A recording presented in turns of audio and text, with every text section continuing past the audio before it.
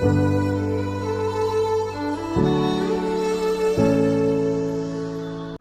student, welcome to social class. Now question time.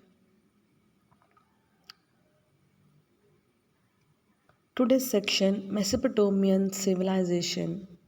Mesopotamia's civilization flourished in the area that lies in a valley between the Tigris and Euphrates rivers in modern Iraq.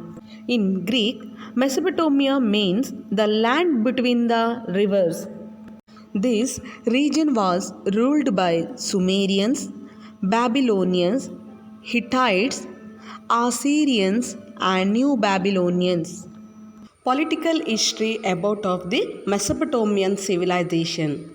Here, Sumerians were responsible for one of the first civilization in this region.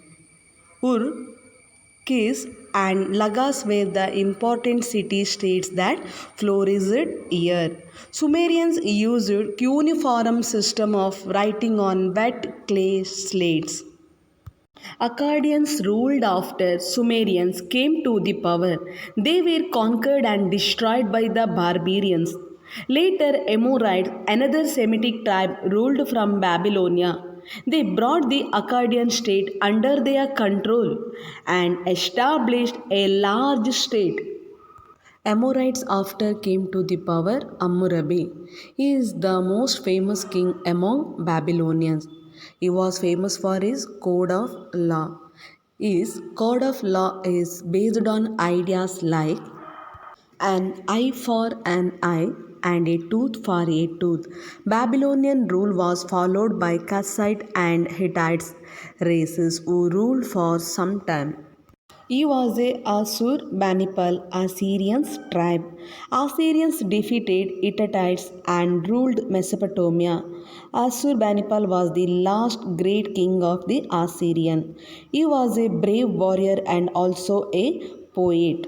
He founded a royal library at Nineveh. After Assyrians, another Semitic tribe, the Chaldeans, re-established Babylonia. Nebuchadnezzar was the greatest among them. He created Hanging Garden, which was one of the seven wonders of the ancient world. At last, Mesopotamia's civilization was declined. Now, contributions of Mesopotamian civilization. Mesopotamians were the first to adopt the code of laws Hammurabi. Then he refused slaves in his code.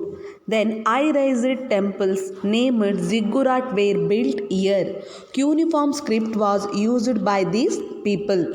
Gilgamesh is a great epic poem of Mesopotamians. Now just take down the main points about of the Mesopotamian civilization. Now let's learn about Chinese civilization. Chinese civilization ruled by Mongolian tribes.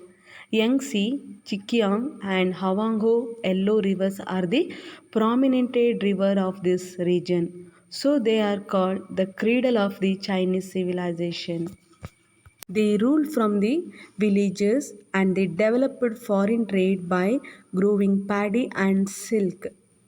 Now, political history. The first ruling family was the Song dynasty. It ruled in the period between 18th century to 12th century.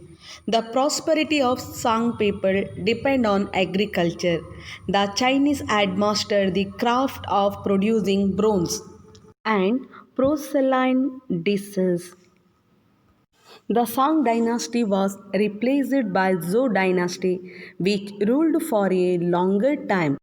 Huang was the famous king of Zhou dynasty. The well-known philosopher this dynasty, Confucius and Lao Tse lived in this period. Qin dynasty came to power after Zhou dynasty. The name China is derived from Qin dynasty. Chi Huangdi was the famous king of Qin dynasty. He built a 1,500-mile long Great Wall of China. It protects China from the enemies. China was ruled by Han dynasty after Qin dynasty. This period considered as the golden age in China. Huti. He was the famous king of Han dynasty. He established a vast empire. Foreign trade gained importance under his rule. There was a great demand for a silk in Rome. As the result, the trade route between China and Rome became famous as the Silk Route. Buddhism entered the China during this period. Art and literature received the great patronage during the rule of Han dynasty. Hence, this period is known as the Golden Age in Chinese history. Han dynasty after came to the power Sung dynasty. Wood printing press and production of proclaims started. Mongolians ended the rule of Sung dynasty. The capital of Sung dynasty today is Beijing, the capital of China. Learn about contribution of Chinese civilization. The contribution of the Chinese to the ancient world was the remarkable. They introduced tea and silk to the world. In the addition to this, inventions like paper made of bamboo, painting brush, procline, and mariner's compass goes to the credit of Chinese. They used pictographic script to write. They used to write on bamboo slips vertically from top to bottom. Lattes and Confucius enriched the field of philosophy. Lattes taught a simple living, sacrifice, and harmonious relationship with nature. Confucius re-established the lost moral and social values in the society. I hope you all understood the lesson. Now, assignment time. Thank you children. See you in next video.